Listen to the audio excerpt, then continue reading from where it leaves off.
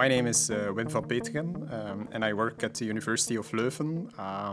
I'm in educational support here at the university. I used to be the director of teaching and learning, so working at the university level, but nowadays I'm working in the Faculty of Engineering and I'm helping teachers there with the introduction of multi-campus education, distance learning and virtual mobility. If we talk about virtual mobility, what do we mean by this?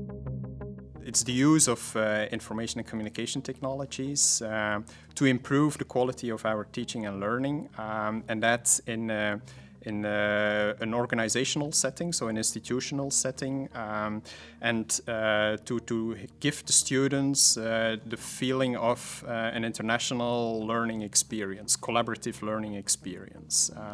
All the words in this definition are important. So it's about technologies, for sure. It's about teaching and learning. It's about improving the quality. It's about an international, intercultural experience. So all those words are important. And not to forget, it's not just an individual aspect. It is something we organize for the whole university, so for the whole institution.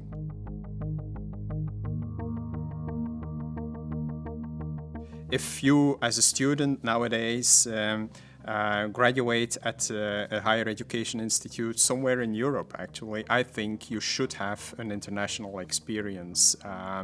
If that is by a real exchange, that's okay, but you should have an international experience. So if you are not in a position that you can travel around, that you can have an exchange towards another university, then you can use virtual mobility as a substitute for the real exchange. Or even better, you can use virtual mobility to prepare for an international exchange or to have some sort of follow-up during your exchange or eventually when you return back to your home institution to have some sort of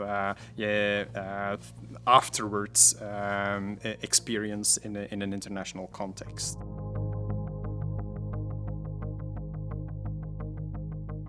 Internationalization in a research context is more or less clear for them. But if you think about internationalization at the level of education, then you see that many of those institutions are suffering, are not knowing very well what they mean by this. And the most obvious one is the mobility scheme that we have in Europe, where students go on an exchange. But not all students can do that. Only a very small percentage of the students are doing this.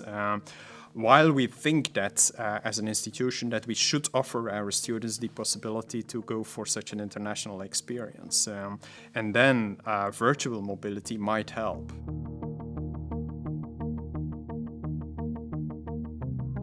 The best start is that you have sort of policy on internationalization where you introduce mobility as one possibility and eventually virtual mobility as a second best one.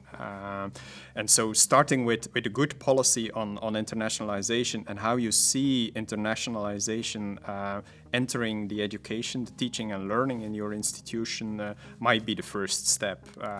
And that should be some sort of top-down policy that is supported by the management of the university, for sure.